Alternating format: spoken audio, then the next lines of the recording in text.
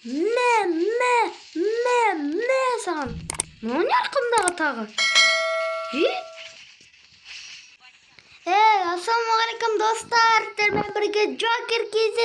Бүгін біздер екінші каналда Free Fire'ды жалғастыратын боламыз. Достар, лайк басып арнаға тіркеліп отырсыңдар ма?